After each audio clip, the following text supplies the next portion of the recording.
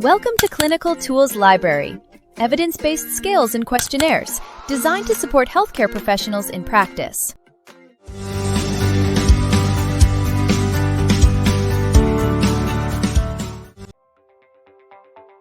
The confusion assessment method assesses acute onset and fluctuating mental status, inattention, disorganized thinking, and an altered level of consciousness. Delirium is identified when acute onset and inattention are present with either disorganized thinking or an altered level of consciousness. Its main purpose is to support the early recognition of delirium in healthcare settings. It also helps distinguish delirium from chronic cognitive impairment, such as dementia.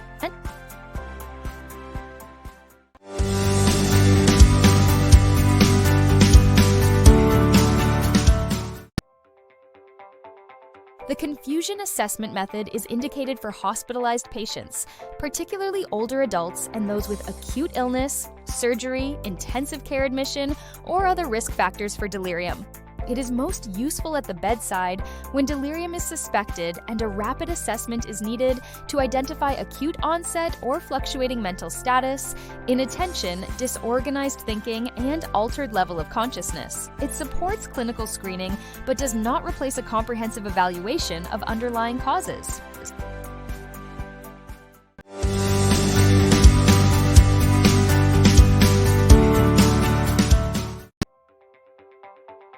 The clinician performs the confusion assessment method in 4 sequential domains. First, the clinician determines whether mental status changed acutely from baseline or fluctuated during the day, using information from the patient, family, and healthcare record. Second, attention is assessed with brief tasks, such as reciting the months backward, following a simple command, or repeating digits, and is recorded as intact or impaired. Third, the clinician evaluates disorganized thinking through questions requiring logical answers, simple explanations, or performance of a multi-step command, with responses classified as organized or disorganized.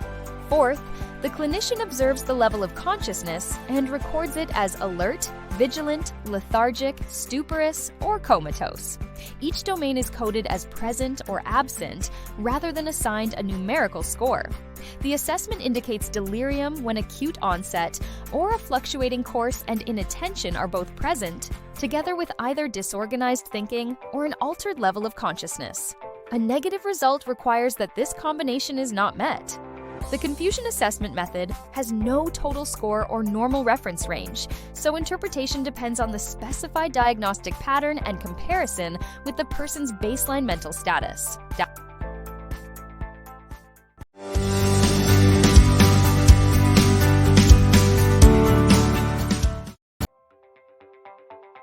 The confusion assessment method has reported sensitivity of approximately 94% and specificity of approximately 89% in pooled studies of hospitalized adults. Sensitivity indicates the proportion of patients with delirium who are correctly identified, whereas specificity indicates the proportion of patients without delirium who are correctly classified as negative. Thus, the method would identify about 94 of every 100 patients with delirium and correctly exclude about 89 of every 100 patients without delirium. Performance varies with clinical setting, assessor training, and the reference standard.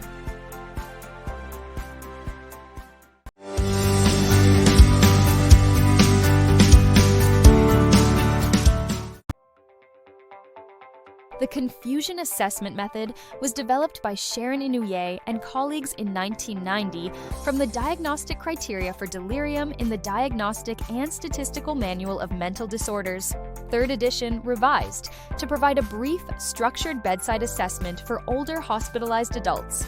Its algorithm identifies delirium through the required presence of acute onset or a fluctuating course and inattention, together with either disorganized thinking or an altered level of consciousness.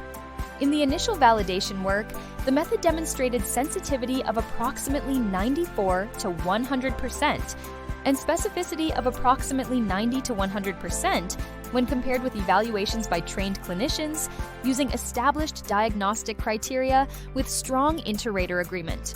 Subsequent diagnostic accuracy reviews have generally reported high performance, although estimates have varied by clinical setting, assessor training, patient population, and reference standard.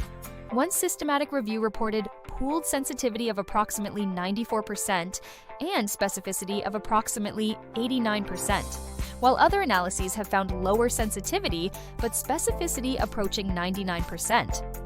Evidence from medical wards, emergency departments, long-term care, and intensive care settings supports its construct validity, and modified versions have shown utility in mechanically ventilated or nonverbal patients. The method is most reliable when administered by trained personnel and used as a structured clinical assessment rather than as an independent substitute for comprehensive evaluation of underlying causes. Thank you for watching. For complete information and official PDF resources, visit clinicaltoolslibrary.com or check the link in the description below. And don't forget to like and subscribe for more clinical insights.